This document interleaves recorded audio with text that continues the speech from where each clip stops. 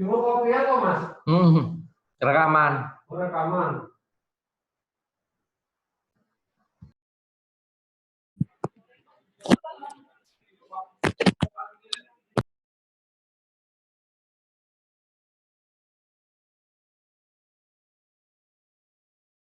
Pindah ke YouTube ya, Pak? Terdengar? Kenapa?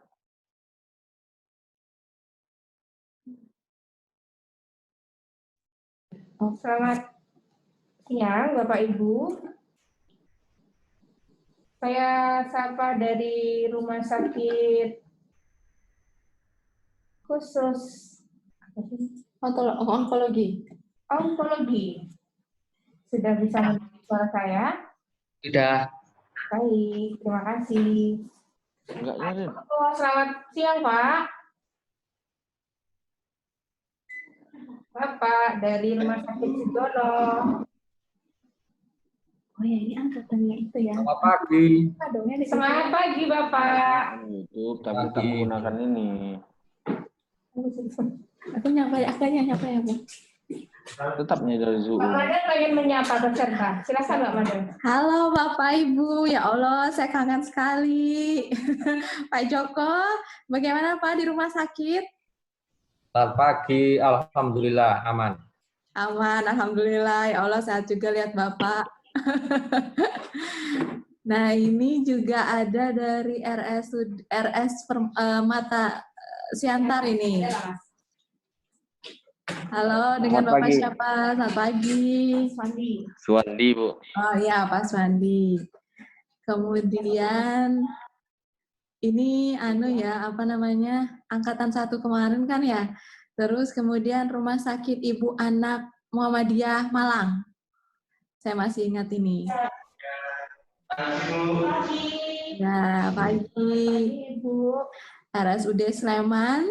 Berarti baru telepon. Oh ya, berarti terima telepon. RSUD Jogja. JIH. Bener loh. Iya, Memang J. Ya, betul. Belum ada. Belum ada. RS Mata Siantar 2 ya di sini ya memang ya. Oh, Ada iya. 2, sebenarnya 3, cuma satu lagi lagi nggak on deh, Bu. Oke. Nah ini juga ada Dokter Prita. Apa? Baru tersambung Dokter Prita. RSUD Tadulako, halo. Siapa dari Tadulako? Dokter Budia. Oke, halo Ibu. Ya, Mbak. Apa kabar Bu di Palu Bu? Ya, alhamdulillah baik. Baik, alhamdulillah di Palu infografisnya enak sekali dibaca Bu. Iya. Alhamdulillah masih tenang. Infografis petanya, kemudian ODP-nya ada, kemudian yang lainnya ada detail. Kemudian Sehat. Gracia.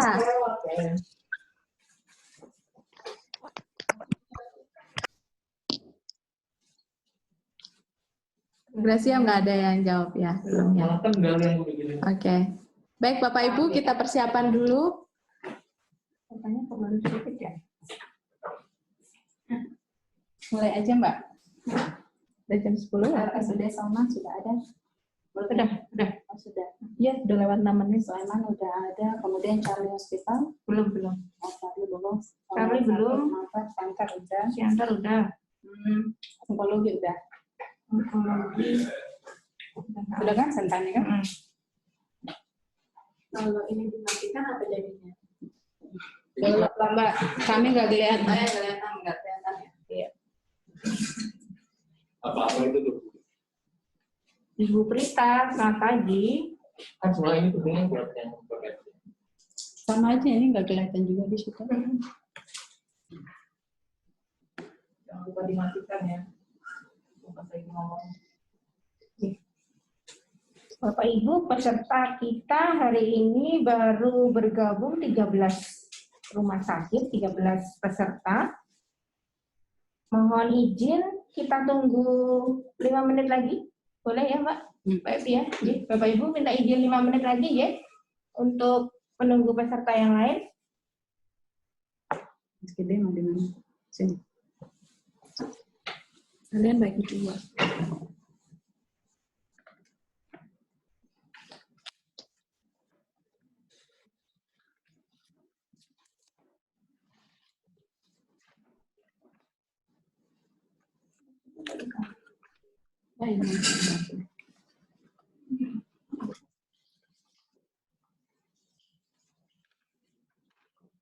Oh.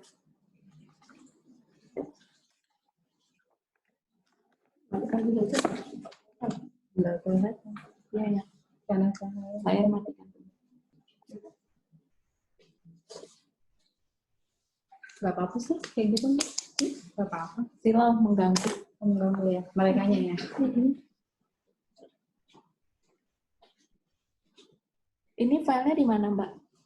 Di flash disk. Di mute dulu. Di flash disk. Udah ini, kalau merah di mute. Itu belum. Minta mereka berubah jadi hitam tadi tuh. Halo? Iya, baru.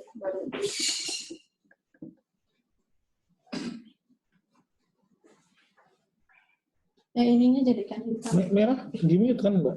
Ya, merah.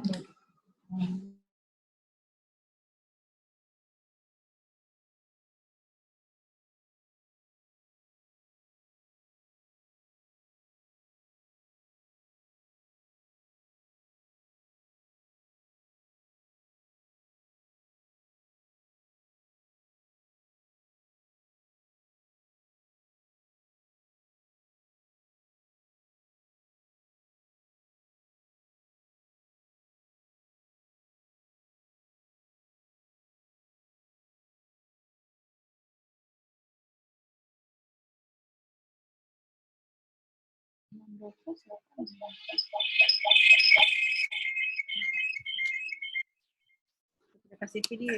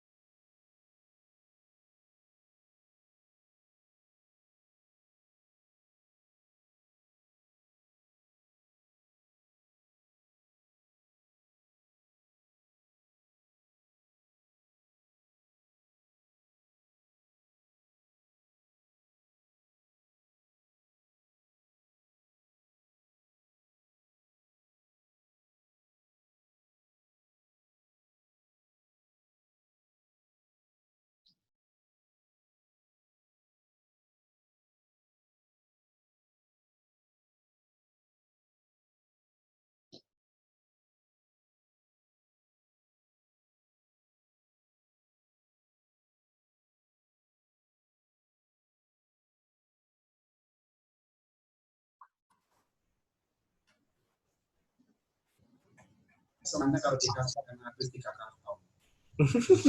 Kalau habis 3 karton itu berarti 16 kali 3. Untuk 20 hari ya. Apa enggak 500 juta, 600 juta kemarin. Kembali terus disesuaikan sama bornya. Ampun.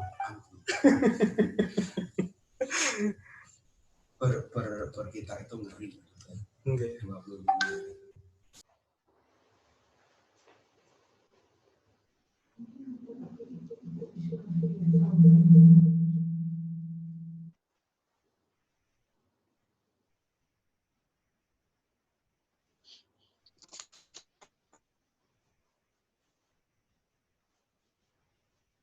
Mas Gede. Ya.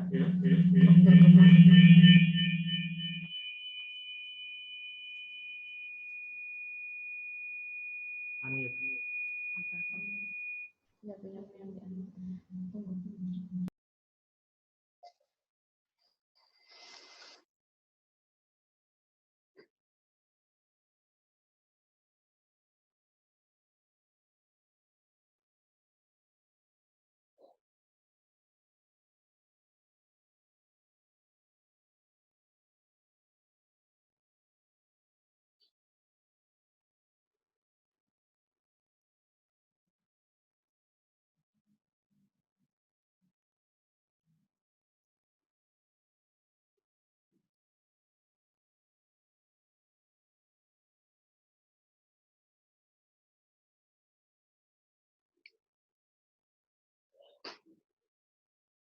Halo.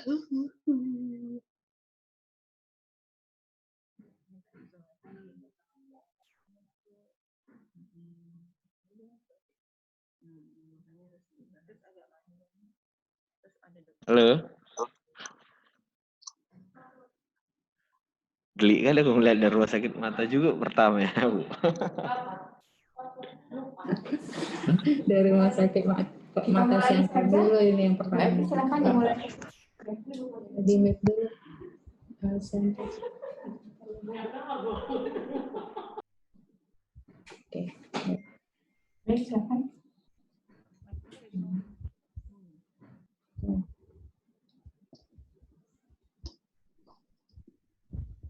Ya, silakan.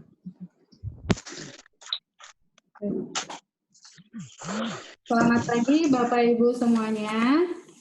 Kita mulai saja. Ini sudah ada yang bertambah juga dari yang kita tunggu 5 menit. Selamat bergabung buat Bapak Ibu, terima kasih sudah bisa hadir dalam kegiatan workshop kita logistik, dan ini adalah workshop kita yang terakhir ya untuk logistik dan juga untuk semuanya. Terima kasih buat Bapak Ibu yang aktif dalam kegiatan workshop logistik ini. Saya akan kembali menampilkan website kita. Bapak Ibu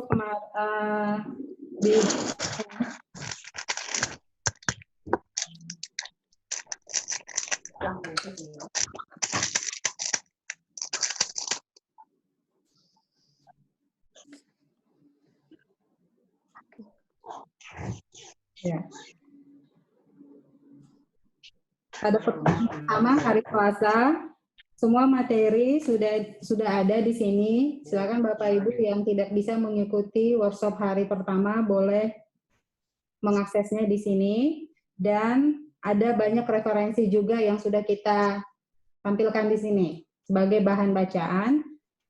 Dan ada sudah reportase kegiatan, namun untuk video, arsip video masih dalam progres.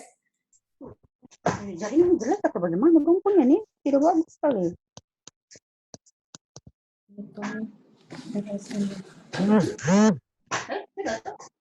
Kemudian untuk pertemuan yang kedua, kemarin kita pertemuan yang kedua itu banyak membahas logistik eksternal, bagaimana memenuhi logistik rumah sakit dengan bekerja sama dengan pihak eksternal. Dan di sini juga sudah ada materinya.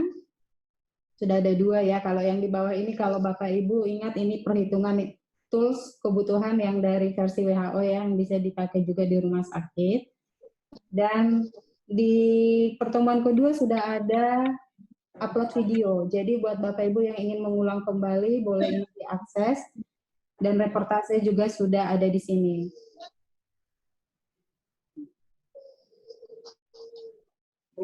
Pertemuan yang ketiga hari ini, kita akan fokus untuk penugasan. Jadi, kita akan membahas berdiskusi bersama dari hasil penugasan yang Bapak Ibu kirim. Terima kasih buat Bapak Ibu yang sudah mengirimkan penugasan. Sampai tadi pagi saya menerima ada 8 rumah sakit yang sudah mengirimkan tugasnya. Yang pertama yang mengirimkan itu dari Rumah Sakit Mata Pematang Siantar, terima kasih Bapak. Kemudian dari RST Sujono Magelang, RSUD Sleman, Rumah Sakit Onkologi Sentani, Rumah Sakit Charlie Hospital, RSIA Muhammadiyah Malang, Rumah Sakit Bethesda, dan Rumah Sakit Ngudi Blitar. Ya. Untuk penugasan buat Bapak Ibu dari rumah sakit yang lain juga masih tetap kita tunggu. Dan untuk pembahasan kita hari ini kita memilih 4 rumah sakit. Jadi yang untuk kita bahas bersama ada 4 rumah sakit, dari Rumah Sakit Mata Pematang Siantar, RSUD Sleman, Rumah Sakit Kanker Onkologi Sentani, dan Rumah Sakit Charlie Hospital. Jadi untuk rumah sakit Bapak Ibu yang lain bisa juga nanti secara langsung menyampaikan jika ada yang ingin diberikan informasi baru atau yang perlu dikonfirmasi juga bisa langsung disampaikan. Saya berikan kepada Mas Gede untuk membahas hasil penugasan kita. Untuk Bapak Ibu yang lain mohon di-mute dulu Bapak Ibu mikrofonnya.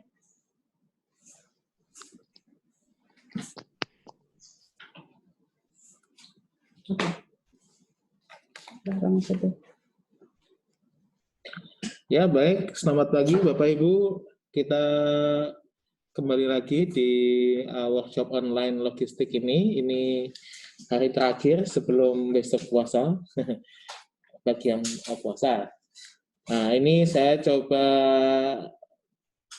membantu membahas bagaimana tugas-tugas yang sudah Bapak Ibu kerjakan. Terima kasih atas partisipasinya, dan ini juga sebagai sharing buat kita semua, karena di workshop kali ini tugas kita untuk memfasilitasi pengalaman Bapak Ibu dalam menghadapi COVID selama ini, khususnya di bidang ICS. Nah, ini untuk logistik di ICS.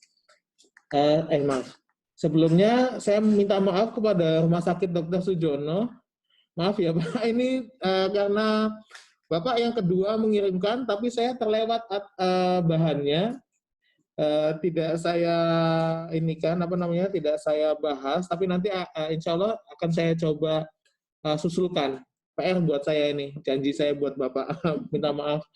Jadi yang saya bawa pulang kemarin 4 rumah sakit. Yang pertama, terima kasih. Ini abangnya Mbak Happy ini dari Pematang Siantar, dari Siantar ya. Kita lihat memang di Siantar ini sudah ada rumah sakit rujukan nasional di sana. Jadi kalau kita bahasakan dalam terminologi yang lebih sederhana, mungkin memang rumah sakit mata ini sebagai rumah sakit tersier begitu ya. Jadi yang melakukan triase jika ada pasien yang COVID atau mengalami gejala-gejala ILI, influenza-like illness, begitu. Dan memang khususnya untuk menangani masalah-masalah mata yang kemarin sudah kita bahas. Nanti akan bersama kita akan menyusul Ibu Ipung dari PPI. Jadi mungkin kemarin Bapak masih ada yang ingin ditanyakan mengenai penggunaan PPI-nya. Nanti setelah Ibu Ipung datang mungkin bisa kita bahas juga. Jadi ini yang bisa kita kumpulkan dari penugasan. Nah, selanjutnya akan kita lihat ya, ini yang coba kita advokasikan ke rumah sakit Bapak Ibu, ke seluruh rumah sakit di Indonesia dan juga dinas kesehatan, bahwa ada baiknya kita memiliki peta-peta respon seperti ini. Jadi kita bisa lihat, kalau mohon dikoreksi kalau saya salah penempatan lokasinya ya, Bapak, ini rumah sakit mata Siantar ini Palang Kuning ini ya Pak, di dekat Dinkas sebetulnya, Dinkas juga dekat situ ya.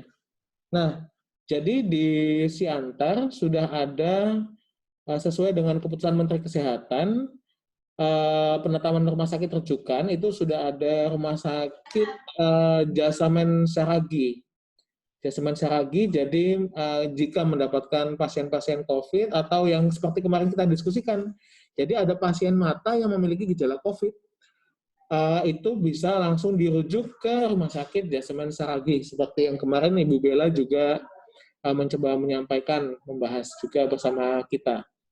Jadi ini yang dinamakan peta operasi atau respon plan, respon map.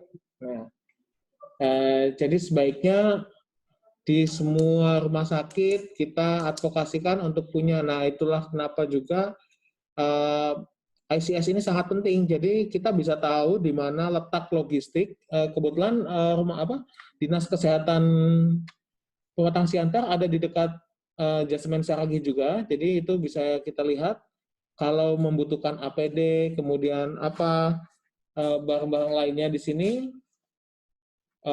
Fasilitas cuci tangan dan logistik cairan pembersih mungkin bisa didapatkan dari Dinas Kesehatan. Kemudian storage-nya, nah ini bisa kita lihat gudangnya ada 3, cukup luas juga untuk farmasi, kemudian bahan habis pakai, dan untuk logistik B3-nya sudah cukup memadai di sana untuk gudangnya dan penyimpanannya. Jangan lupa juga Bapak Ibu, saya juga ingatkan untuk makanan dan air juga itu perlu dipertimbangkan. Tapi untuk rumah sakit yang bukan rujukan, mungkin ini belum menjadi prioritas. Yang menjadi prioritas adalah bagaimana secepat mungkin mentransportasikan. Ingat, jadi transportasi sumber daya manusia dan juga sumber daya non medis itu juga menjadi tanggung jawab logistik dan itu perlu dipikirkan. Seperti air, makanan, transportasi. Kalau ini kita bisa lihat transportasinya sudah jalur transportasinya mudah karena di sini ada rumah sakit rujukan. Ada di Pematang Siantar. Mungkin dari kami itu yang bisa kita coba bahas. Silakan Mbak Happy jika ada mungkin tambahan dari Bapak dari Rumah Sakit Mata Siantar. Terima kasih. Ya, terima kasih buat Mas Gede. Boleh langsung saja untuk Pak Suwandi dari Rumah Sakit Pematang Siantar. Direspon, di-unmute. Halo. Ya, silakan Pak. Selamat pagi Bu. Ya. Begini. Sesuai dengan pemetaannya kami juga udah tahu dan sudah datang dari Dinkes untuk melakukan pemetaan seperti yang ada ditampilkan di slide tadi.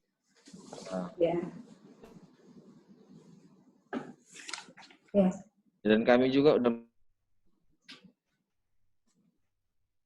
yang disesuai dengan darurat dalam kondisi contohnya kayak ada masuknya bedah asing ke mata, kami kan melakukan screening dulu sebelum dilakukan dokter tindakan. Jadi apabila dia ditemukan dari hasil screening itu risiko tinggi COVID, kami akan langsung melakukan rujukan ke Rumah Sakit Jasamin Saragi. Nah, memang seperti itu. Baru kalau untuk mengenai gedung tadi itu, gedung makanan untuk logistik, persediaan logistik minuman, kemungkinan pada saat ini kami tidak punya itu karena prinsip pekerjaan kami kan ODC dan kami tidak sarankan Dinkes untuk diprioritaskan untuk penanganan COVID. Jadi kami tetap berjalan di alur kami. Cuman yang kami tegakkan di sini dalam menanggapi adanya COVID ini hanya tindakan kewaspadaan. Seperti apa peningkatan jumlah APD. Seperti yang saya kirim dari penugasan itu. Ya kan?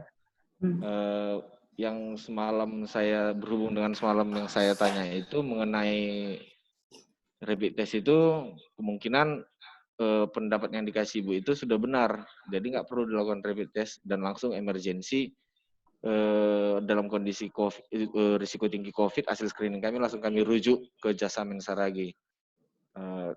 Seperti itu memang SOP-nya Bu. Tapi ya kemungkinan kemungkinan ada beberapa penghalang yang kami alami, benar tidaknya screening kami ini sudah tepat atau standarnya tidak.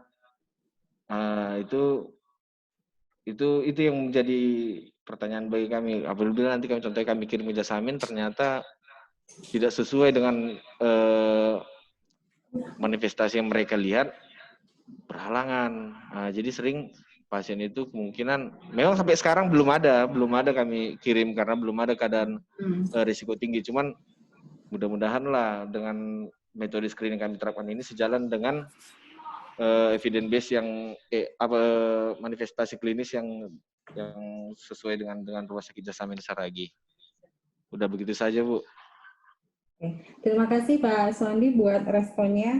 Jadi memang Rumah Sakit Mata ini menarik ya Mas Udi, karena mereka juga ini terkait tadi untuk sekarang yang menjadi sedang dipikirkan itu terkait screening, apakah ini sudah sesuai dengan standar manifestasi klinis, kemudian juga memang jika ada pasien yang membutuhkan rapid test sudah langsung dirujuk ke rumah sakit rujukan yang ditentukan. Dan memang dinas kesehatan di sana untuk kelengkapan APD lebih mengutamakan rumah sakit rujukan. Ada prioritas, betul.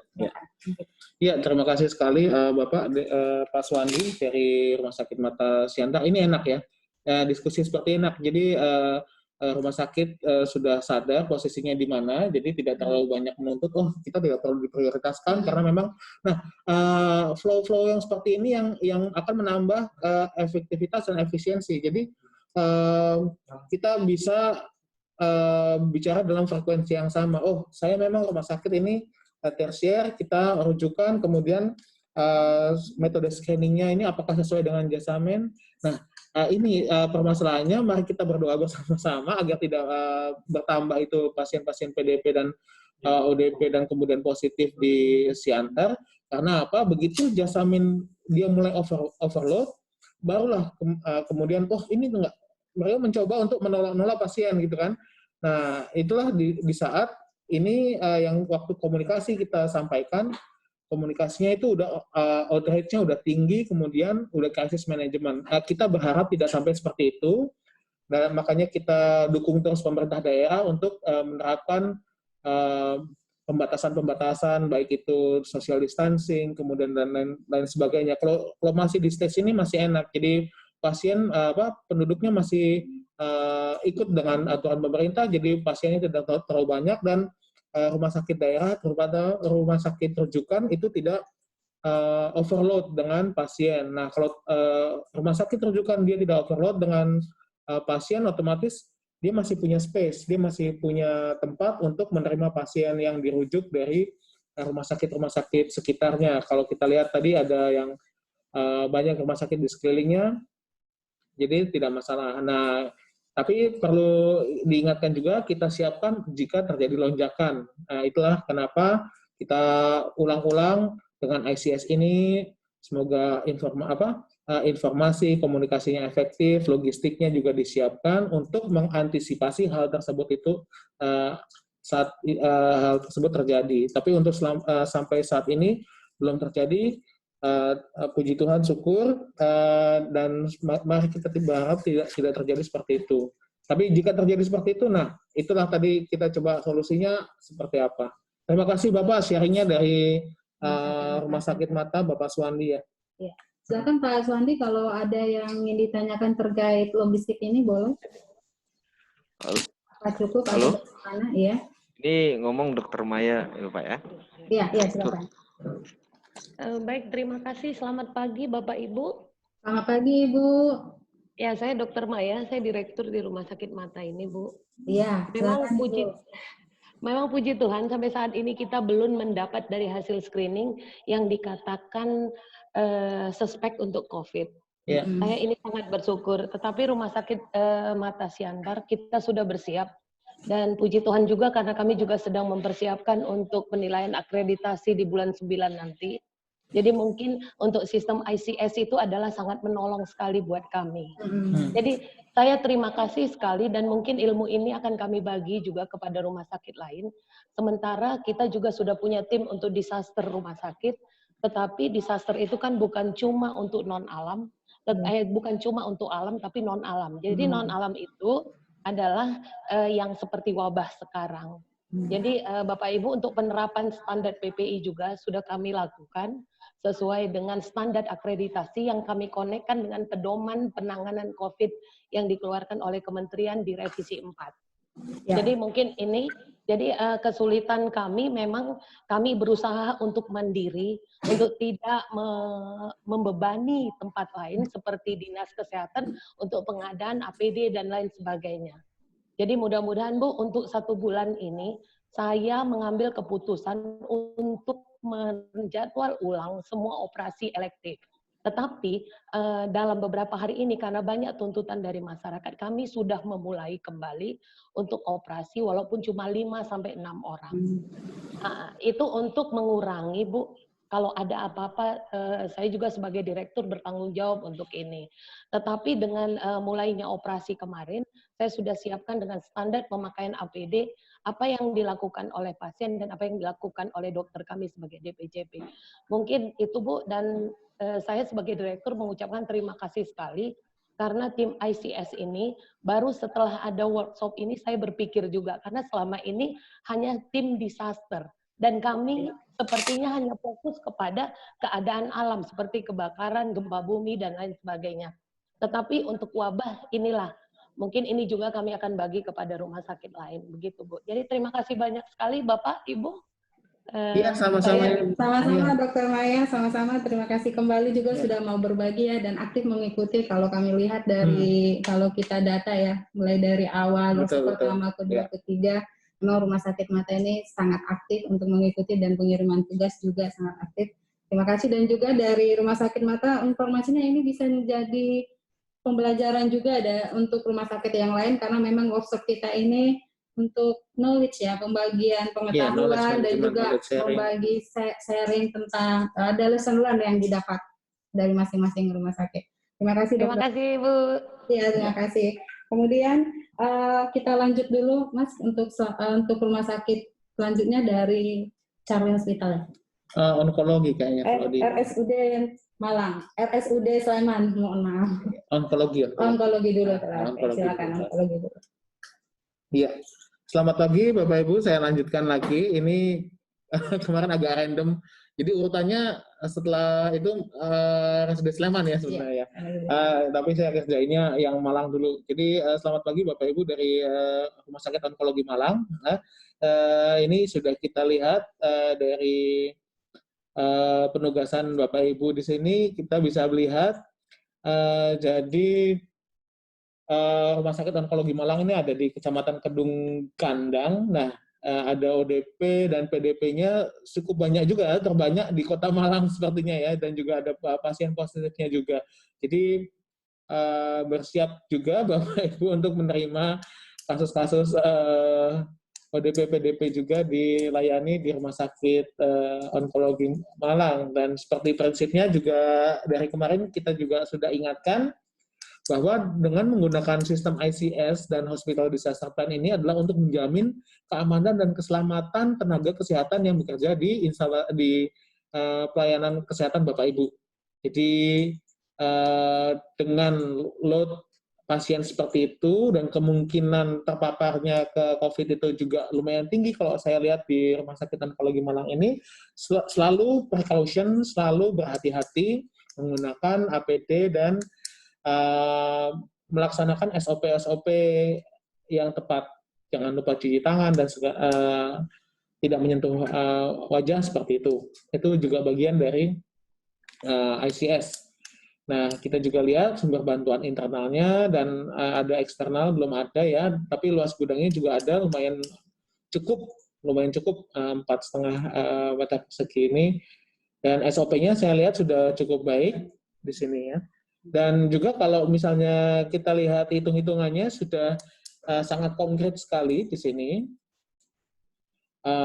Namun sudah ada kesiapan dalam ruang isolasi transit, seperti yang kemarin sudah Ibu jelaskan juga ya Bu, mendapatkan satu pasien yang langsung dirujuk.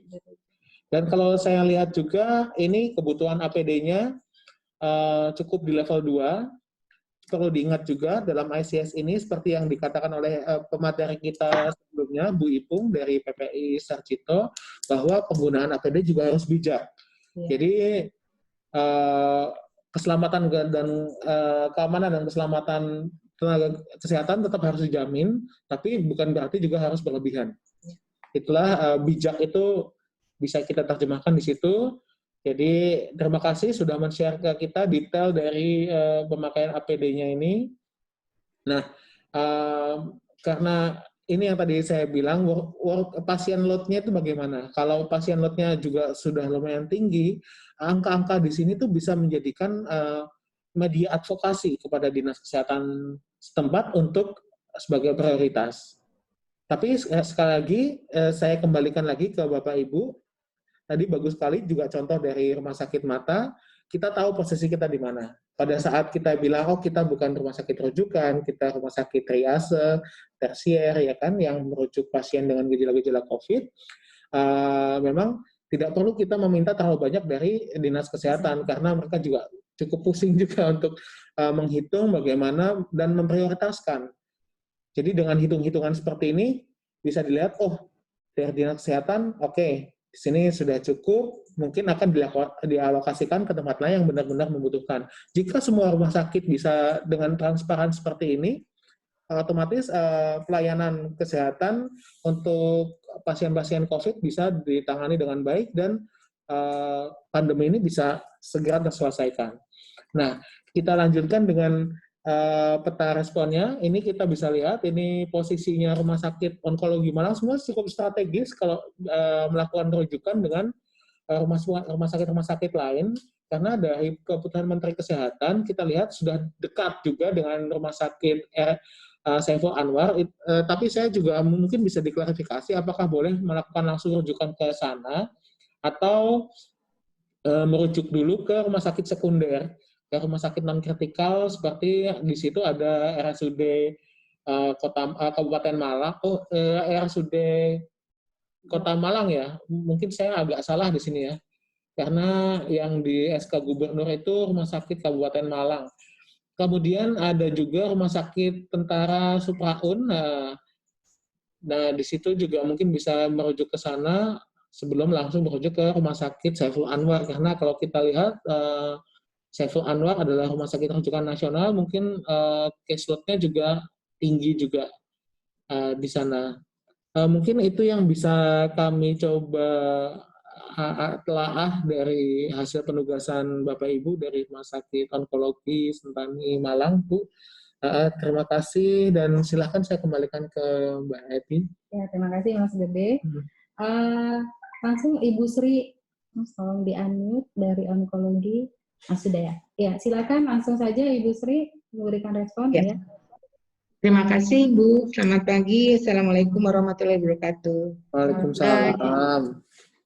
Jadi Dinas Kesehatan Kota Malang itu sangat bagus sekali dalam penanganan COVID-19 ini, sehingga kami selalu mendapat informasi-informasi. Pertama, memang Dinas Kesehatan Kota Malang meminta kami untuk menghitung jumlah APD yang dibutuhkan. Nah, itu sudah kami hitung, tapi karena kami bisa menyediakan sendiri, jadi kami tidak termasuk yang mendapat sumbangan dari rumah sakit, dari Dinas Kesehatan Kota Malang. Kemudian yang kedua, rujukan sudah ditetapkan selama yang kami tahu, karena kami mendapat surat langsung dari Dinas Kesehatan Kota Malang, bahwa rujukannya itu ada 4, bisa ke rumah sakit RSSA langsung, bisa ke Rumah Sakit Lafalet Malang, bisa ke Rumah Sakit Dr. Supraun, dan satu lagi bisa ke Rumah Sakit Pantualio Sawahan. Oh iya iya. Nah, jadi kami sudah ditentukan, tapi ini yang kami tahu ya, karena kami mendapat surat itu. Jadi tidak ada harus, tadi Bapak bilang kenapa tidak ini kan RSUD kota, gitu ya tadi. Betul nah, betul. Karena SK-nya kami yang tahu 4 ini gitu Pak. Iya iya. Ini, Tidak jadi apa-apa. kalau ada. Nah, memang kami tidak boleh menangani karena pasien kami kan pasien kanker semua. Betul. Nah, untuk itu kami hanya menyediakan transit isolasi, karena kami selalu mendapat kesulitan kalau kami mau mencarikan rumah sakit mana nih yang kosong. Jadi kami kemarin membuat transit tanpa kami melakukan tindakan apa-apa, makanya oleh tim PPI dari Rumah Sakit Saksi itu kemarin itu kami diperbolehkan menggunakan APD level 2. Nah, dan paling lama di ruang isolasi transit itu 2 jam. Nah, ini sangat berguna sekali bagi kami, sehingga kami bisa tahu gitu berapa lama sih di dalam ruang isolasi itu. Nah, itu jadi karena kan kebanyakan sekarang juga ada pasien yang tidak jujur ya Kak. Ya. Ternyata anaknya panas, ini dari nggak jujur, ternyata setelah diwawancara udah masuk ke UGD, jadi waktu di screening lolos, anaknya panas, katanya nggak kontak kemana-mana, begitu sampai di UGD, ternyata bapaknya baru pulang dari Singapura. Nah kan itu kami udah mencurigai sekali, ini apakah bapaknya juga kena COVID-19, terduga dengan COVID. Jadi makanya kami langsung bisa masuk ke, kami punya transit COVID, tapi waktu itu kami cepat mendapatkan rumah sakit rujukan, sehingga kami bisa merujuk. Itu untuk sementara, jadi makanya kami belum butuh bantuan tentang APD tadi. Kebetulan kan kalau level 2 masih pakai masker bedah ya Pak ya, jadi tidak perlu yang N95, itu baru karena kami mengikuti workshop ini sangat berguna sekali, jadi kami tahu karena menjadi polemik di rumah sakit kami juga. Ada yang mengatakan harus pakai N95, ada yang harus. Jadi kami ribut sendiri di dalam, tapi karena kemarin ada workshop, kami jadi sudah pasti karena kami tidak melakukan tindakan apapun terhadap pasien-pasien ini, jadi kami cukup menggunakan level 2. Walaupun begitu, kami tetap menyediakan seolah-olah kami melakukan tindakan. Jadi kami menyediakan masker N95, kami menyediakan APD, kami tetap menyediakan itu. Itu yang bisa kami sampaikan. Jadi kami bisa langsung merujuk ke Dr. Rumah Sakit Saiful Anwar. Tidak perlu ke RSUD Kota Malang terlebih dahulu, walaupun itu lebih dekat dari kami ya Pak. Oh ya, baik. Terima kasih Bu Sri buat responnya. Jadi rumah sakit onkologi ini bisa langsung merujuk ke Saiful. Tapi sekarang udah 4 rumah sakit tadi ya yang dikatakan yang bisa langsung mereka rujuk juga. Tapi seperti ini juga kemarin disampaikan oleh Bu Sri, kesulitan mereka itu adalah mendapatkan informasi rumah sakit rujukan mana yang kosong yang bisa menerima pasien. Dan sekarang ada masalah baru lagi, bukan baru ya, sebenarnya ini terjadi juga di rumah sakit yang lain, ada pasien yang tidak jujur. Jadi seperti itu. Silakan Mas Didi. Iya, betul. Banyak poin. Terima kasih Ibu Sri atas klarifikasinya. Nanti akan saya coba revisi lagi ini pertanyaan sesuai dengan SK-nya tadi dari Dinkes Kota Malang. Ini alhamdulillah sangat baik sekali. Puji Tuhan juga, Dinkesnya juga sangat aktif dan informatif seperti itu ya Bu ya. Jadi memang sebaiknya kalau misalnya belum ada bergabung dengan Sisrute atau bagaimana, memang kita bikin manual, kita kembali lagi ke workshop yang informasi dan komunikasi. Kalau sudah ditetapkan tadi 4 rumah sakit itu mungkin bisa dibikin jejaring antar rumah sakit Ibu dengan tempat rumah sakit rujukan ini. Jadi bisa ketahuan di mana tempat rujukan yang siap menerima pasien seperti itu ya Bu. Karena di Kota Malang sendiri juga Kota dan Kabupaten Malang ini kasusnya juga sudah lumayan meningkat. Kemudian mungkin tadi bisa kita pikirkan juga di bencana non alam seperti ini kan selalu berkembang terus ya. Memang banyak pedoman-pedoman yang bermunculan, kemudian penafsiran dari pedoman ini yang tidak sesuai satu dengan yang lain. Akhirnya kita ribut sendiri dalam grup WA, kemudian dalam komunitas-komunitas teknis juga seperti itu. Ini memang dapat masukan sangat bagus sekali dari Bu Ipung, dari BPI. Jadi memang prinsipnya ICS ini diaktifkan adalah untuk safety and security dari staff. Saya ulangi lagi, keamanan dan keselamatan dari tenaga kesehatan di rumah sakit, tapi juga digunakan dengan bijak. Memang di setiap bencana kita selalu mengingatkan ke teman-teman tenaga kesehatan, baik yang responder juga, pada saat bencana ini bukan saatnya untuk berkompetisi, tapi saatnya kita saling bantu.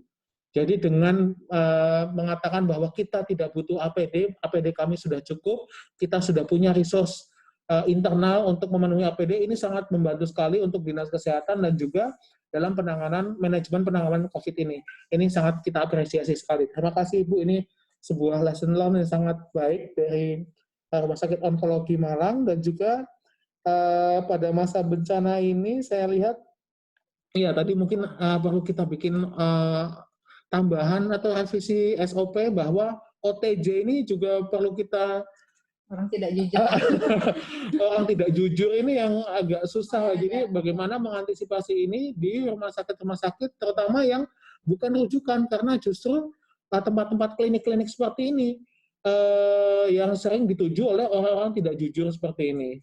Atau mungkin ya bukan tidak jujur, mungkin mereka juga tidak mengetahui keadaannya juga, atau takut, ya, seperti itu. Memang masih ada ketakutan dalam masyarakat. Inilah kenapa komunikasi kita di pertemuan sebelumnya, bagaimana untuk masyarakat yang takut, padahal hazardnya itu tinggi, adalah kita berikan informasi-informasi yang sesuai dengan evidence base.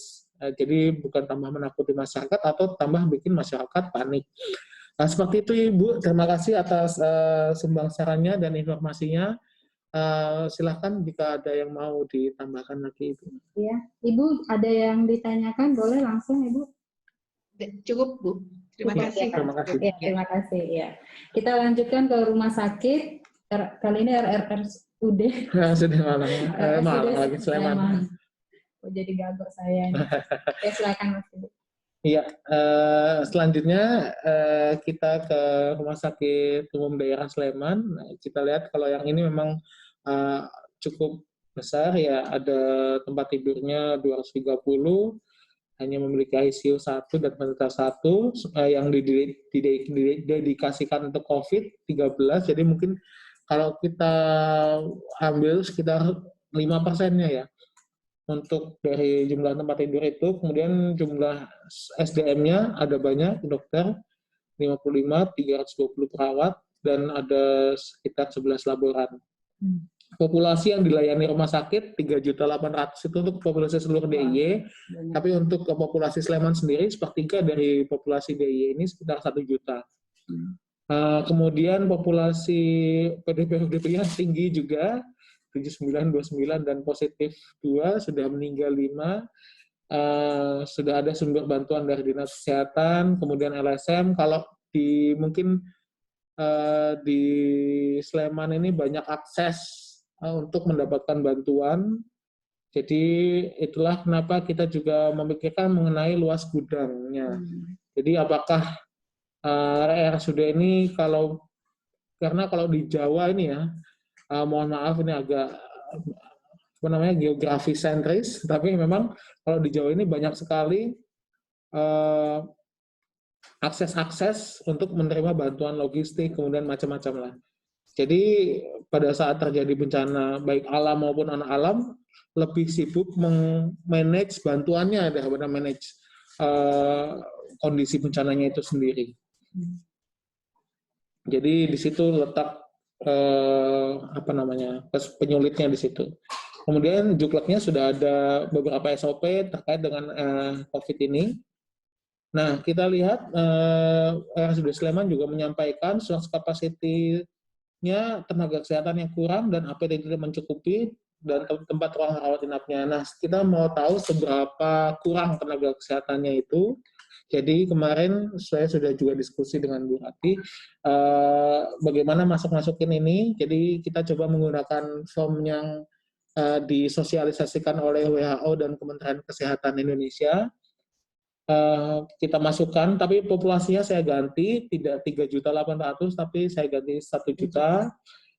Jadi saya masukkan kira-kira estimasi dalam 5 minggu.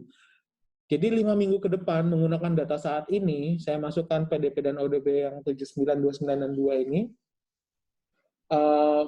Kasus yang mungkin terjadi di Sleman adalah sekitar 700 kasus, di mana 611-nya itu menjadi mild alias bergejala, tapi bisa dilakukan rawat jalan, sementara yang rawat inapnya 115 dan critical case-nya itu yang mungkin menggunakan ICU 38. Nah, di peak-peak-nya pandemi nanti akan ada 37 tempat tidur yang digunakan dan 2 ICU. Nah, dari sini aja kita sudah lihat. Jadi ICU-nya cuma 1, saat peak dia butuh 2. Jadi inilah bahan yang bisa atau data dan informasi yang bisa digunakan oleh Rumah Sakit Sleman untuk mengadvokasi baik itu Dinas Kesehatan maupun stakeholder yang lain. Kami kurang ICU. Kok bisa? Ini kami cuma punya 1. Dari hasil analisis menggunakan metode ini, dalam 5 minggu kita akan mendapatkan 2 kasus. Tolong dalam 5 minggu ini kita bisa dipenuhi 1 ICU lagi. Nah, seperti itu. Ini contoh advokasi. Nanti parameter untuk memasukkannya bisa didiskusikan dengan Dinas Kesehatan juga. Nah, ini kita lihat. Jadi setelah kita masukkan 5 minggu, ternyata dia tenaga kesehatannya ajak.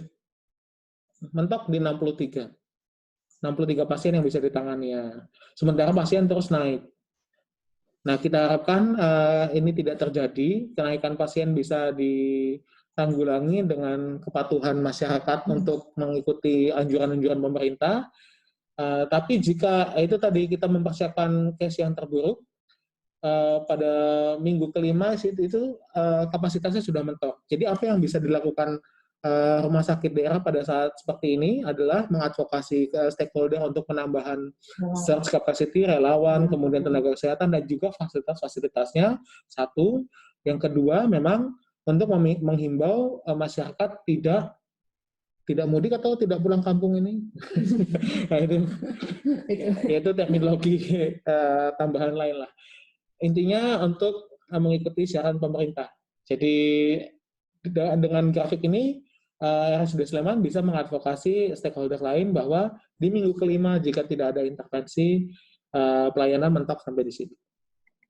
Nah, ini peta responnya karena RSUD Sleman sendiri juga salah satu jadi rujukan yang ditetapkan oleh gubernur. Jadi kalau di Jogja sendiri yang paling dekat dengan Sleman adalah RSUP Dr. Sarjito dan Kota Jogja.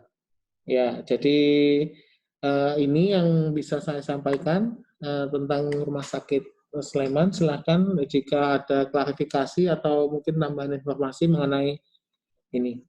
Terima kasih. Ya, terima kasih Mas Gede. Silakan untuk Bu Rati dari RSUD Sleman, boleh diberikan tanggapannya Ibu atau klarifikasi? Ya, terima kasih apa yang diberikan kepada saya. Mungkin sedikit revisi tadi ya. Untuk kemarin memang saya buat ada 2, tapi ini tadi yang jumlah TT dan jumlah ICU. Jumlah ICU untuk yang pasien umum itu kita ada sekitar 8. Wah, alhamdulillah banyak, kalau gitu aman. Tetapi yang khusus untuk COVID, itu kita khususkan untuk COVID itu hanya 1. Sementara ini baru 1 gitu kan. Karena memang untuk sementara ini ICU yang untuk COVID ini memang ya di ruang ICU. Kan ada beberapa yang rumah sakit lain yang menerapkan mini ICU itu ada di ruang COVID tersendiri gitu ya. Tetapi kami di RSUD Sleman itu ICU itu ada tetap di ruang ICU. Jadi tetap jadi satu dengan pasien-pasien ICU lainnya seperti itu. Dengan kita sudah usahakan untuk standar pembuatan sekat dan sebagainya untuk isolasi pasien COVID seperti itu, Pak. Kemudian memang untuk logistik, tenaga, dan sebagainya untuk penghitungan ini, terima kasih sekali kami sudah diberikan gambaran. Awal-awal memang karena penunjukan rumah sakit rujukan ini, dari awal kita bukan sebagai rumah sakit rujukan. Jadi APD yang kita siapkan juga tidak begitu banyak, gitu kan Bapak. Terus kemudian ada keputusan gubernur ini kita dijadikan.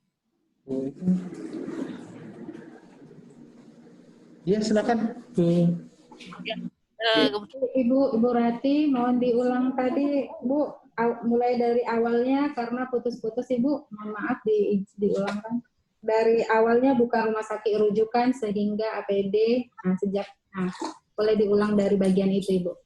Ya, dari awal kan dari pemerintah pusat kan kita memang tidak ditunjuk sebagai rumah sakit rujukan.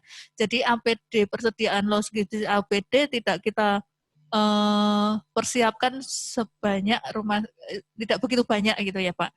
Kemudian dari keputusan gubernur bahwa kita sebagai rumah sakit rujukan, nah itu baru kita memulai untuk menghitung kebutuhan logistik itu. Dari awal penghitungan logistik mengenai APD dan sebagainya kita juga masih bingung Pak mau berapa ini sebenarnya, karena memang belum pernah kita kejadian seperti ini gitu.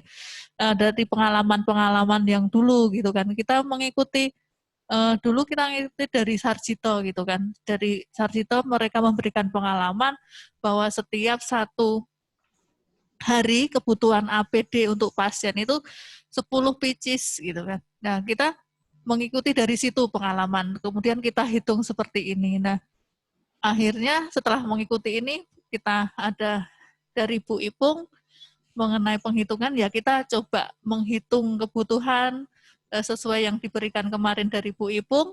Kemudian ya terima kasih sudah dihitungkan sama Pak Gede juga kebutuhan kita ICU seberapa, kira-kira ketika di peak itu berapa, jadi nanti kebutuhannya juga berapa gitu. Terima kasih Bu Ipung. Ini ada Bu Santi di sini, Bu. Oh iya. Iya. Ya. Ya, seperti itu. Itu saja, Bu. Ya, itu saja. Matur nuwun. Assalamualaikum warahmatullahi wabarakatuh. Ya, terima kasih Bu Rati. Jadi awalnya memang Rumah Sakit RSUD Sleman tidak ditunjuk sebagai rujukan, namun ada keputusan gubernur akhirnya ditunjuk, dan perhitungan APD ini, logistik ini sangat menolong mereka. Silakan Mas Gede kalau ada komentar. Kalau saya memang seperti tadi sama tetap ya. Kalau di ICS ini memang tetap di keamanan dan keselamatan. Memang kita semua kaget dengan bencana non alam ini. Belum ada yang pernah, mungkin ada beberapa yang waktu itu menangani flu burung itu, tapi ya kesempatan ini tidak terulang berkali-kali. Disinilah saatnya kita untuk mengupgrade ilmu kita. Dan juga tadi sangat bagus sekali Ibu, ada yang teknis itu disampaikan bahwa ada mini ICU COVID-nya masih bergabung dengan ICU pasien yang umum. Jadi mungkin Ibu Ipung bisa sedikit menambahkan mengenai hal ini. Apakah RSUD Sleman bisa kemudian melakukan sesuatu untuk hal ini, untuk mencegah terjadinya infeksi di rumah sakit. Monggo Bu Ipung, terima kasih sudah berkenan. Udah ini dirotasi. Ya. Baik, terima kasih. Selamat siang teman-teman RSUD Sleman. Selamat siang Bu Rate, Mbak Santi, IPCN. Kalau kita lihat lapangan, memang kita tidak bisa menyiapkan rumah sakit dalam kondisi ideal. Karena ini namanya kedaruratan di dalam kondisi kegawatan yang meresahkan masyarakat ya, kita sebut seperti itu. Pada saat ICU untuk pasien-pasien COVID ini masih menyatu dengan pasien-pasien yang dirawat secara reguler, maka teman-teman harus yang pertama adalah menata secara bergradasi pasien-pasien dengan penempatan pada zona ataupun cohorting untuk pasien-pasien COVID tersendiri. Nanti gunanya adalah untuk menata alur pada saat perawat atau petugas lain itu melakukan kegiatan pelayanannya terhadap pasien. Menata alurnya kemudian, perawat misalnya akan melakukan kegiatan rutin, misalnya pagi hari mau pit mapping, kemudian melakukan tindakan-tindakan yang sifatnya mandiri ataupun kolaborasi. Maka alurnya harus ditetapkan, dimulai dari pasien-pasien dengan risiko rendah terlebih dahulu kepada risiko-risiko yang lebih tinggi. Karena kalau kita lihat untuk pasien-pasien di dalam perawatan ICU ini pun, kita tahu ICU itu ada di dalam area yang memiliki risiko tinggi juga. Tidak hanya kontaminan terhadap infeksi bakteri yang didapat melalui HAIS, Healthcare Associated Infection, maupun terhadap potensi-potensi yang terjadi karena pemasangan alat-alat invasif ataupun tindakan-tindakan invasif. Di ICU cukup banyak tindakan aerosol, sehingga potensi untuk mendapatkan paparan bagi petugas ataupun risiko kontaminan terhadap pasien lain melalui petugas itu harus ditata. Termasuk diantaranya nanti adalah pada penggunaan APD. APD level yang mana yang akan digunakan untuk pasien-pasien reguler, maupun APD yang mana yang akan digunakan untuk pasien-pasien COVID. Tentunya teman-teman sebelumnya sudah melakukan asesmen risiko terhadap pasien-pasien yang dirawat secara bergradasi. Artinya pasien dengan risiko paling rendah dilakukan penanganannya lebih dulu, baru nanti pada pasien-pasien dengan risiko tinggi. Kalau kita mau tempatkan pasien-pasien dengan risiko tinggi COVID ini, terutama karena ini tindakan aerosol cukup banyak di ICU, maka menjadi bagian terakhir. Mohon tidak lupa juga untuk teman-teman cleaning service, tolong dimonitor. Penggunaan alat pelindung diri, khususnya sarung tangan, lebih baik menggunakan sarung tangan bedah. Tetapi setiap kali ganti area harus ganti. Bukan sarung tangan karet yang kemudian dari awal pekerjaan sampai akhir tidak berganti. Risikonya akan menjadi lebih tinggi manakala itu dilakukan. Jadi lebih baik gunakan sarung tangan bedah, tetapi setiap perpindahan area menggunakan sarung tangan yang berbeda. Nah, jadi artinya penempatannya monggo silahkan, karena kita tidak bisa memilih dalam kondisi ideal, dalam kondisi seperti ini. Saya kira itu, Pak.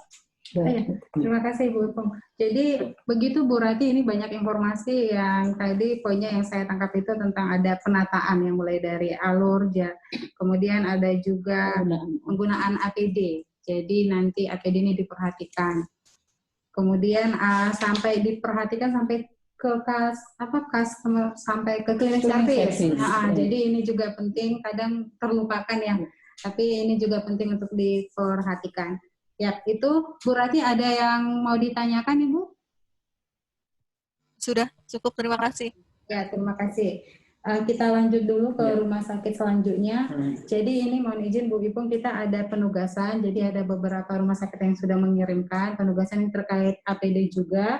Dan ini kita sudah membahas sudah tiga rumah sakit, termasuk RSUD Sleman, Rumah Sakit Mata Pematang Siantar, dan juga Rumah Sakit Kanker Onkologi Sentaning. Dan sekarang kita membahas untuk Rumah Sakit Charlie Hospital. Silakan, Mas Ibu. Ya, selanjutnya di Charlie Hospital, terima kasih Ibu sudah mengirimkan penugasannya. Dan di sini kita lihat dengan struktur ICS dalam beberapa minggu terakhir ini sudah kita bahas juga. Tempat tidurnya sudah mencukupi, BR-nya sepertinya cukup rendah di sana ya. Kemudian ada ICU dan ventilator, kemudian SDM-nya juga cukup, ada 19 dan perawat 42, radiologi dan laboran ada. Kemudian populasi yang dilayani cukup besar juga, tapi mungkin juga kita agak sedikit menganalisa situasinya. Di Kendal ini juga merupakan pantura, jadi sangat banyak yang melewati daerah sana juga, apalagi musim-musim seperti ini orang pada pulang kampung ya. Jadi kita selalu bersiap. Terima kasih juga sudah menyampaikan ada 5 tempat tidur di lantai 3 untuk rujukan untuk transit pasien COVID. Memang Charlie Hospital ini masih baru dan ditetapkan sebagai rumah sakit klinik ketiga, jadi rumah sakit triase begitu ya, untuk segera merujuk ke rumah sakit terdekat. Jadi kalau sudah ada sistemnya, sistem rujukannya, ada 1 PDP dan 11 ODP, kemudian dirujuknya ke rumah sakit Dr. Suwondo Kendal. Saya lihat kalau di peta agak cukup jauh juga ya, Dr. Suwondo Kendal lebih dekat ke kota Semarang sebetulnya. Tapi ya mungkin bisa diklarifikasi untuk hal ini.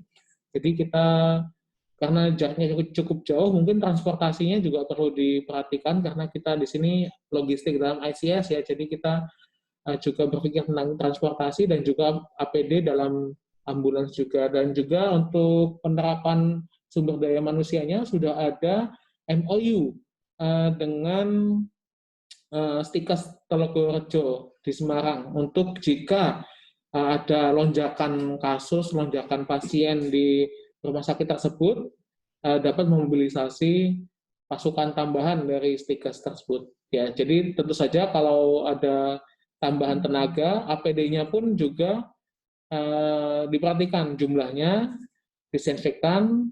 Dan kemarin juga sudah Bu Ipung tambahkan bagaimana dengan kesediaan air bersih dan lain sebagainya. Gudang penyimpanan sudah cukup dan penggunaan APD menyesuaikan dari Kementerian Kesehatan. Yang saya tekankan lagi, kita di ICS ini, Incident Command System, juga tetap memperhatikan keselamatan dan keamanan tenaga kesehatan, tapi juga digunakan secara bijak, tidak berlebihan. Ini saya coba perlihatkan ininya, peta responnya. Jadi Charlie Hospital sepertinya ada di selatan kota Kendal. Jadi kalau dinas kesehatannya dan rumah sakit Suwondonya itu ada di utara, di dekat pantai ya Bu, di daerah sana. Jadi lebih dekat ke Karyadi sepertinya. Tapi ya mohon diklarifikasi seperti ini. Jadi ini yang bisa saya sampaikan terkait dengan penugasan dari Charlie Hospital. Silakan Ibu jika ada yang mau di klarifikasi atau ditambahkan. Ya. Terima kasih. Ya. Terima kasih Mas Gede. Untuk Ibu Mela dari Charlie Hospital, boleh langsung saja Ibu memberikan konfirmasi, tanggapan, atau informasi yang lainnya. Silakan Ibu.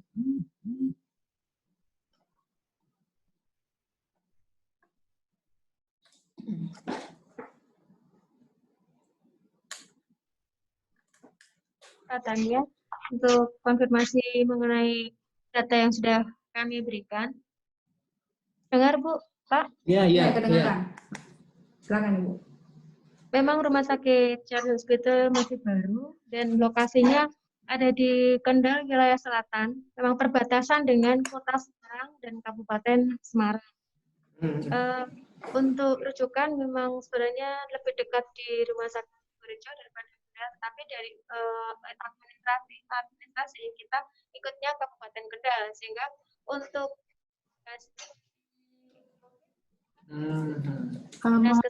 mohon maaf Ibu Mela, boleh diulangi tadi suaranya sedikit pelan sekali, jadi supaya dikuatkan. Mulai dari bagian rumah sakit dekat dengan rumah sakit Telogorejo. Ya, mulai dari situ. Ya.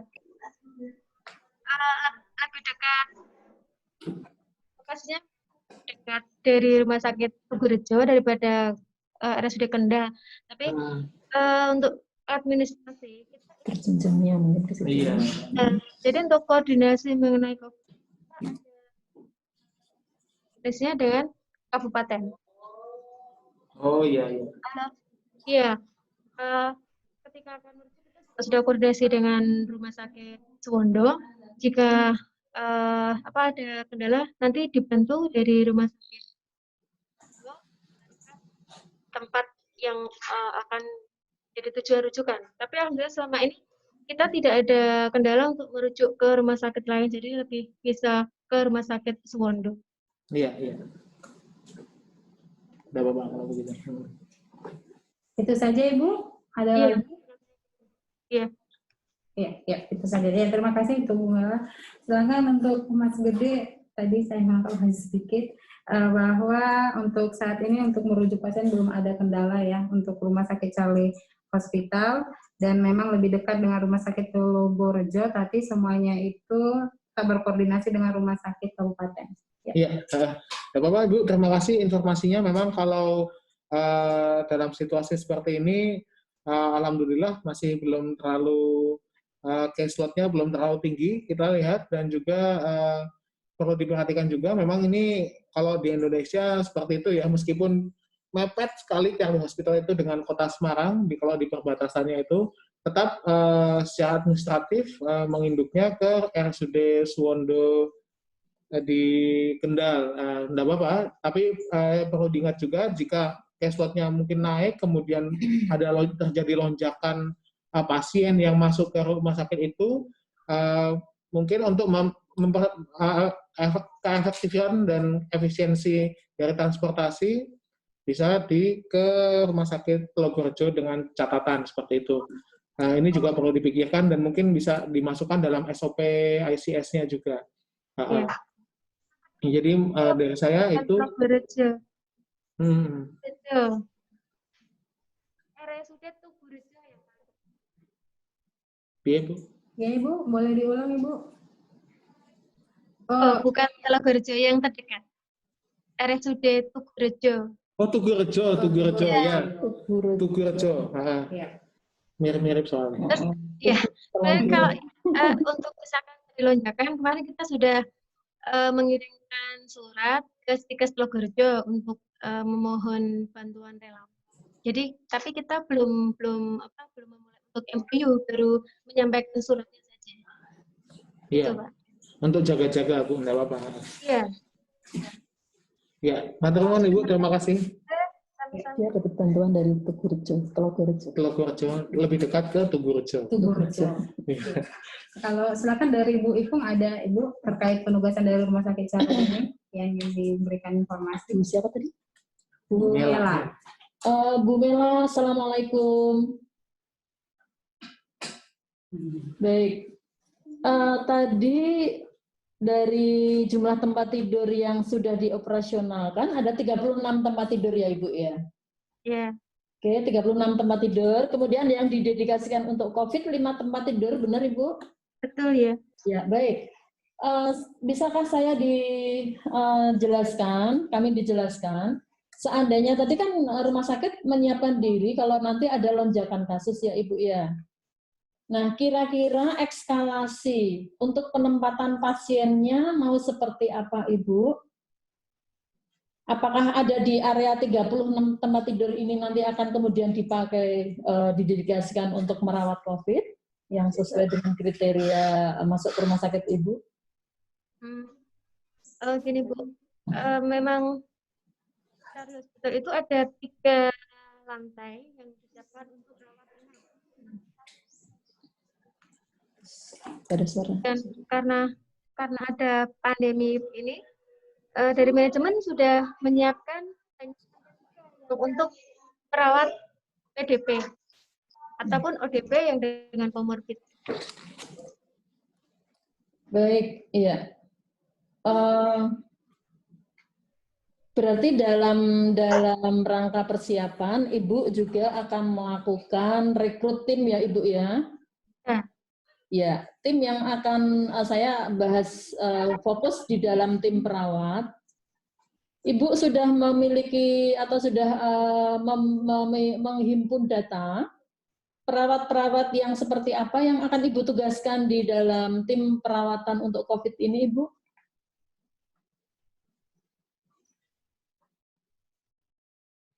Sudah ada. Kita ngambil dari perawat yang sudah senior, dari beberapa ruangan rawat inap, dan juga dari perawat ruang operasi, kemudian dari IGD kita buat jadwalnya secara bergiliran begitu.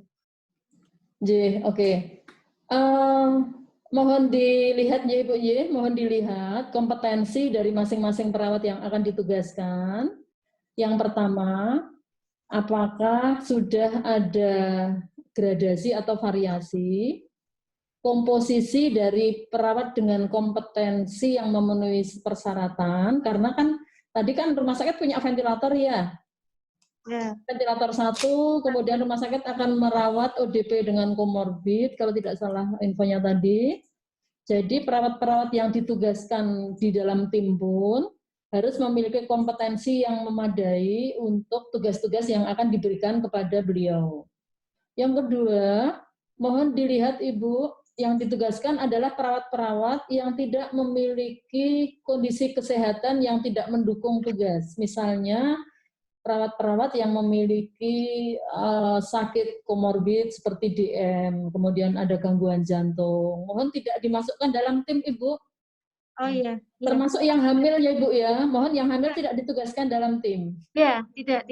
Ya, artinya artinya Ibu sudah melakukan screening terhadap beliau-beliau. Kemudian juga lakukan drill, Ibu. Lakukan drill secara bertahap terhadap perawat-perawat ini, bukan hanya perawat, tapi termasuk cleaning service, mungkin pramuhusada. Lakukan drill terhadap ketentuan ataupun regulasi pemakaian dan pelepasan APD, termasuk pengaturan alur pasien.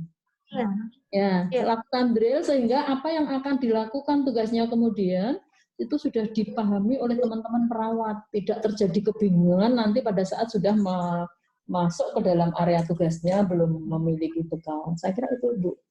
Ya.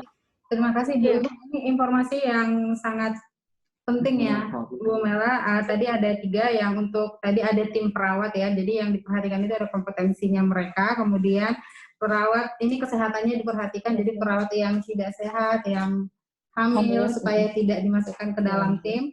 Dan juga penting untuk melakukan drill secara bertahap, mulai dari regulasi pemakaian APD dan termasuk juga alur pasien. Ya, itu ada dari Bu Mela. Selanjutnya ada yang mau ditanyakan Ibu? Boleh, silakan.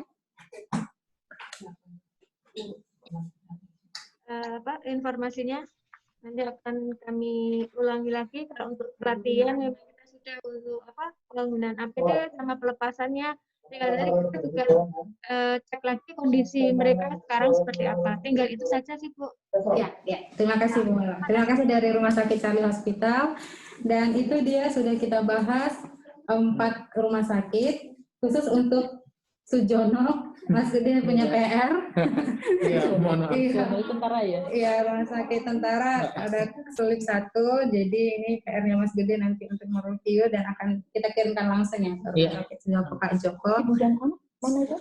Sila Rumah Sakit Ibu dan Anak dari Malang kan? Silakan Bapak Ibu dari rumah sakit yang lain. Di sini sudah ada Bu Ipung untuk bertanya. Karena kemarin seingat saya ada beberapa pertanyaan yang terlewat. Ya. Boleh untuk kita sama-sama di sini berdiskusi. Silakan. Dan jika sinyalnya tidak memungkinkan, boleh langsung via chat di Zoom. Nanti kita bacakan dari sini. Ya.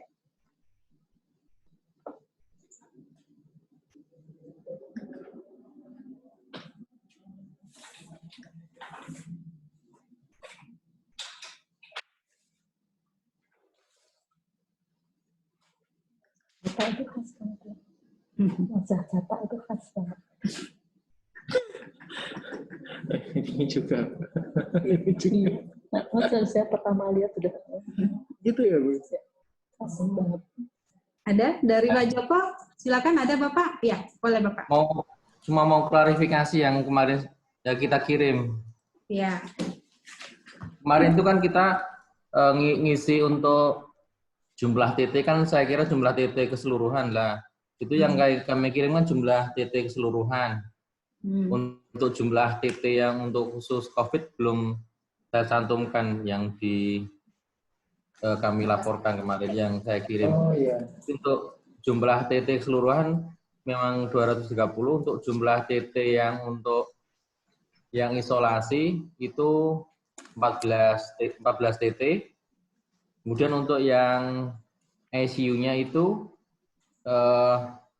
yang khusus untuk COVID-nya 1, untuk yang non-COVID-nya 11.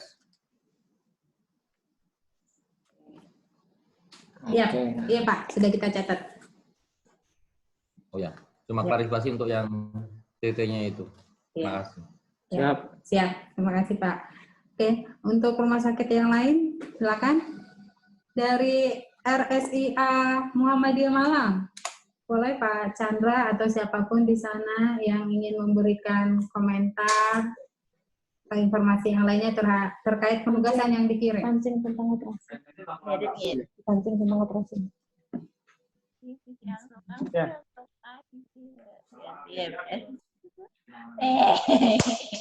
RSIA kan ada SC. RSIA Malang, Mas. Ya, silakan dari Bapak Ibu dari Rumah Sakit Muhammadiyah Malang. Mungkin ada penggunaan APD saat melakukan SC, apakah load-nya juga tinggi di masa COVID sekarang ini? Mungkin bisa kita diberikan informasi, jadi bisa kita bagi juga. Ya. Ada Pak? Silakan Bapak Ibu. RSIA Malang? Ada? Ya? Ya? Ya, silakan Ibu. Untuk RSIA Muhammadiyah Malang. bukan termasuk rumah sakit rujukan. Jadi kita kami ini hanya merawat pasien ODP yang memang membutuhkan perawatan, oleh karena hasil ronsennya itu ada gambaran pneumonia. Sebenarnya di standar kalau ada orang dengan gambaran pneumonia itu ada yang terdapat itu wajib dimasukkan ke PBB. Tapi karena kita bukan rumah sakit rujukan, jadi pasien dengan gambaran itu orang bentuk pneumonia kita masukkan ke ODP karena faktor-faktor lainnya kurang mendukung untuk dimasukkan ke COVID. Untuk kita klarifikasi untuk jumlah populasi di rumah sakit kita memasukkan jumlah pasien yang biasa periksa kita, jadi bukan populasi penduduk kota Malang. Nggak apa-apa, Bu.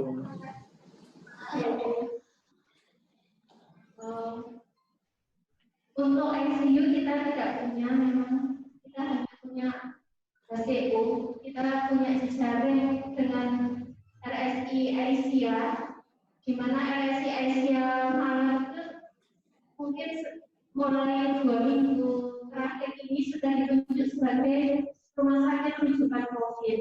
Jadi karena kita sama jejaring, kalau memang ada pasien curiga PDP, maka kita karena kalau kita merujuk ke Saiful Anwar, kita merasa kesulitan karena persyaratan dari RSI, persyaratan dari Saiful Anwar itu sangat ketat untuk menerima pasien COVID. Oh, iya, iya. Mungkin itu dari kita. Mohon masukannya. Ya. Terima kasih. Terima kasih Ibu. Jadi tadi banyak yang sudah diceritakan dari RSI Malang. Silakan yang pertama dari Mas Dede dulu ingin memberikan komentar. Ya, kalau dari saya memang inilah kalau memang sudah ada jaringan rumah sakit dan memang kalau tadi kita lihat ya rumah sakit Aisyah RSI Aisyah Malang sudah menjadi rujukan SK Gubernur ya. Itu mungkin dari RSI Muhammadiyah Malang bisa merujuk ke sana. Jadi tidak menambah caseload-nya yang di RSSA Malang, Saiful Anwar seperti itu. Karena memang dari Dinas Kesehatan Kota Malangnya mungkin juga sudah punya aturan tadi yang seperti juga disampaikan oleh Ibu Sri dari Rumah Sakit Onkologi. Jadi untuk mempermudah manajemen rujukan pasiennya, memang sepertinya akan lebih mudah dari RSI Malang untuk merujuk ke RSI Aisyah, seperti itu. Kemudian untuk populasinya, karena di Malang itu banyak sekali juga rumah sakit, jadi tidak masalah. Ini dan sudah ada rumah sakit Saiful Anwar, tidak apa-apa. Jadi ya, kita akan lebih concern memang ke rumah sakit itu rujukannya itu. Karena RSIA Malang ini kan sebagai rumah sakit triase juga ya Bu ya. Jadi untuk merujuk dan mungkin tempat transit sementara untuk pasien bergejala COVID. Mungkin kalau dari saya sih seperti itu saja. Mungkin silakan Ibu jika ada yang perlu ditambah. Oh, saya juga mau mengklarifikasi itu yang tadi SC itu masih dilakukan ya Bu ya? Atau sudah tidak ada ini dirujuk ke Saiful Anwar juga Bu? Semua pasien kita lakukan screening, baik itu pasien objin atau semua pasien yang masuk ke RSIA Muhammadiyah itu kita screening. Jadi kita sampai sekarang sering juga melakukan SD sehari bisa antara 2 dan 3 pasien melakukan SD. Untuk APD-nya di IGD kita memakai APD level 2, tapi untuk tindakan SD kita memakai Hilang suara nih. untuk hari-hari saja sebenarnya. Terima kasih. Ya, mohon maaf Ibu, tadi suaranya hilang untuk APD, mulai dari bagian APD. Saat melakukan SC pakai APD level 3 ya Bu ya? Level 3. Iya, karena yang melakukan SC itu kan ada 2 dokter di sini, sedangkan 1 dokternya itu usianya 50 tahun dan dia menderita diabetes. Mungkin karena diabetesnya jadi dia memakai level 3. Sementara yang lainnya masih level 5. Ya, terima kasih Bu. Terima kasih Bu, konfirmasinya. Silakan Bu Ipung. Kalau melihat dari penjelasannya tadi sudah ditata dengan baik ya, sudah dilakukan screening terhadap mereka yang akan dilakukan tindakan SC. Nah, saya sangat setuju sekali pada saat penggunaan APD di IGD itu level 2, kemudian penggunaan APD pada saat petugas atau dokter maupun instrumentator melakukan tindakan operasi, maka itu adalah level 3. Hanya mohon diingat bahwa kamar operasi itu ruangan yang ditata dengan tekanan positif. Kenapa tekanan positif? Karena pasien perlu dilindungi untuk pencegahan bandelsnya terhadap risiko infeksi daerah operasi. Pada saat rumah sakit kemudian mengelola pasien dengan penyakit menular melalui udara, tidak hanya TB, tetapi mungkin yang tindakan-tindakan aerosol pada COVID, maka kewaspadaan tertingginya adalah dengan precaution berbasis udara. Nah, pembersihannya seperti apa pasca operasinya? Jika pasien ditemukan dalam posisi reaktif atau PDP yang kemudian diketemukan dengan pneumonia berat, apakah itu perlakuannya? Kemudian pembersihan permukaan saja pasca pakainya atau seperti apa ya? Jadi mohon direview lagi regulasinya, karena pada pasien-pasien yang menular melalui udara, penggunaan kamar operasi dengan setting ventilasi tekanan positif itu harus diperhatikan, terutama terkait dengan pembersihan udara ruang kamar operasi. Itu saja. Mohon direview kembali bagaimana perlakuannya terhadap pemakaian pasca pakai kamar operasi. Oke. Ya. Itu dari Bu Ipung. Silakan, masih ada yang mau ditanyakan atau didiskusikan lagi dari RSIA Muhammadiyah Malang?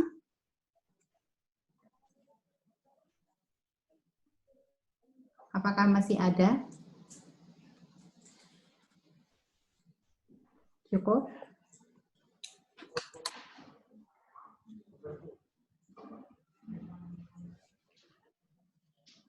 Kita menambahkan untuk pasien ODP yang kita rawat itu setiap harinya sebelum jam 11 kita laporkan ke pihak kita. Jadi kalau setiap hari ada penambahan pasien yang kita rawat dengan ODP maka kita laporkan. Tapi kalau tidak ada penambahan kita tidak laporkan ke pihak itu. Kalau memang pasien ODP pasiennya rawat jalan, maka kita menghubungi puskesmas di wilayah tersebut supaya pihak puskesmas yang akan memantau pasien. Terima kasih. Ya, terima kasih Bu. Terima kasih. Proses pelaporannya. Ya, boleh menambahkan Pak? Ya, silakan Ibu. Untuk rumah sakit yang memiliki pasien-pasien dalam pemantauan, jadi orang dalam pemantauan, akan lebih baik lagi kalau ada line yang bisa digunakan sebagai media komunikasi.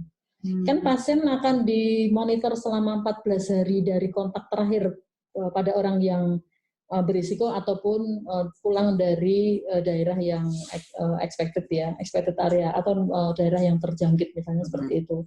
Nah, dalam waktu 14 hari ini kan harus dipantau nih. Tadi sudah dikatakan bahwa sudah dilaporkan, tetapi sebenarnya lebih baik lagi kalau ada line rumah sakit yang memonitor terhadap ini.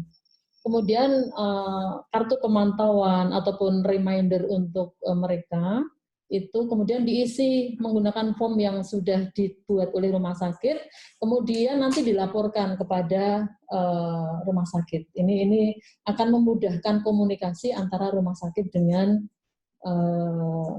pasien-pasien yang terkategorikan masuk di dalam ODP. Ya.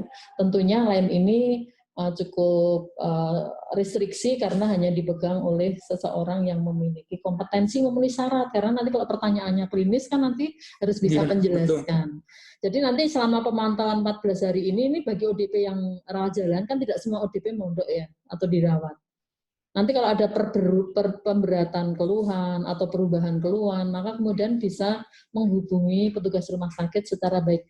Hal ini sangat bermanfaat untuk memberikan ketenangan kepada masyarakat karena ada jembatan untuk berkomunikasi. Itu aja, Pak.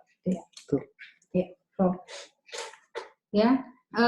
Terima kasih buat Bapak Ibu dan terima kasih juga buat Bu Ipung dan Mas Gede yang sudah memberikan tanggapan, respon yang diskusi kita ini. Untuk hari ini banyak yang bisa kita ambil ya, banyak yang bisa kita pelajari dari rumah sakit A, rumah sakit B. Jadi mungkin juga ada beberapa rumah sakit yang menghadapi masalah yang sama, dan juga ada beberapa rumah sakit yang memiliki pengalaman yang sama. Jadi tadi sudah sama-sama kita diskusikan, dan sekarang sudah pukul 12 lewat 3 menit.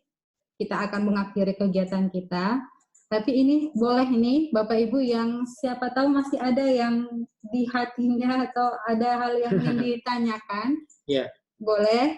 Karena kita minggu depan tidak ada lagi workshop, jadi rangkaian workshop kita ini yang terakhir untuk workshop logistik ini yang terakhir. Kita sudah ada 3, boleh silakan Bapak Ibu jika ada yang ingin disampaikan.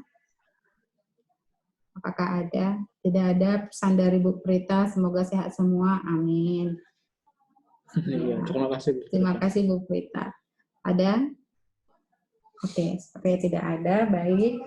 Terima kasih buat Bapak Ibu yang sudah bergabung. Seperti biasa, janji saya ini setiap minggu ada peserta yang meminta supaya saya membuatkan rekap, checklist untuk sertifikat.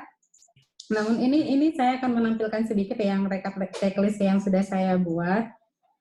Nanti mohon maaf kalau penamaannya masih belum sesuai dengan rumah sakit Bapak Ibu. Cuman ini hanya untuk mengingatkan Bapak Ibu. Mas boleh ini kan nggak dihilangkan. Ya, terima kasih Bu dari Rumah Sakit Bethesda. Nanti akan saya bantu bahas juga. Jadi PR saya 2 ya, dari Rumah Sakit Sujono dan dari Bethesda juga. Kalau yang bisa, tadi malam sudah. Semuanya kalau bisa Mas. Tadi malam ada RSI Muhammadiyah Malang juga, dan tadi pagi Ngudi. Oh boleh. 4 ya, baru Rumah Sakit ya. Tadi lagu baru mengirimkan juga. Oke. Jika memang itu dirasa bermanfaat, saya dengan senang hati untuk membantu Rumah Sakit Bapak Ibu. Ya, terima kasih. Jadi ini saya kirimkan sekilas. Saya tampilkan sekilas ya checklist mulai dari Kipetrik sebelum, absensi, kemudian yang sudah mengirimkan penugasan. Nanti ini akan saya kirimkan juga di grup. Sepertinya ada rumah sakit mungkin yang tidak saya masuk. Halo. Karena Siantar, Kota Pematang Siantar. Karena silakan. Itu rumah sakit Mata Siantar aja Bu, nggak ada pematangnya Bu. Oh iya Bapak. Rumah sakit Mata Siantar di Kota Pematang Siantar beda. Beda ya. Tapi berada di Kota Pematang Siantar. Iya benar. Nah, rumah sakit Mata Siantar aja Bu. Iya oke. Halo Bu. Iya. Ya, Ibu kirim salam sama Ibu Ipung. Saya Dokter Maya. Oh, Dokter Maya Bu. Dokter Maya Damane. Oh iya. Terima kasih Mbak Ipung. Iya, oke. Sama-sama Dokter. Ya, miss you so much. Ya. Masuk. Ya, ini mungkin ada kesalahan nama rumah sakit. Nanti akan saya kirimkan di grup ya Bapak Ibu supaya bisa langsung dikoreksi. Dan jika kalau ada Bapak Ibu merasa mengikuti tapi tidak saya masukkan ke sini karena ada beberapa peserta hanya memasukkan namanya, jadi tidak memasukkan nama rumah sakitnya. Jadi sama tahu ada yang keliru juga, boleh nanti langsung dikoreksi melalui grup WA kita. Ini tuh yang ingin saya sampaikan terkait sertifikat. Jadi sertifikat kita itu ada dua satu sertifikat sebagai peserta, satu sebagai yang menyelesaikan secara keseluruhan. Jadi rumah sakit yang aktif akan mendapatkan 2 sertifikat, namun yang jika hanya mengikuti saja hanya mendapat sertifikat sebagai peserta. Iya. Ada pesan dari Rumah Sakit Bethesda, Pak Gede, mohon untuk data dari Rumah Sakit Bethesda bisa dibahaskan ya Pak. Iya, iya, nanti saya bantu. pelajari. Oh ya sudah ya tadi ya. Berarti ada 5 lagi. Terima kasih Bapak Ibu. Saya akhiri kegiatan kita ini. Semoga bermanfaat, tetap semangat, salam sehat buat kita semua. Iya. Semangat Bapak Ibu, ada Mbak Dewi juga yang ingin. Silakan Mbak Dewi. Sampai bertemu kembali. Bapak Ibu jika akan menghubungi kami persilahkan. Iya. Monggo kami terbuka untuk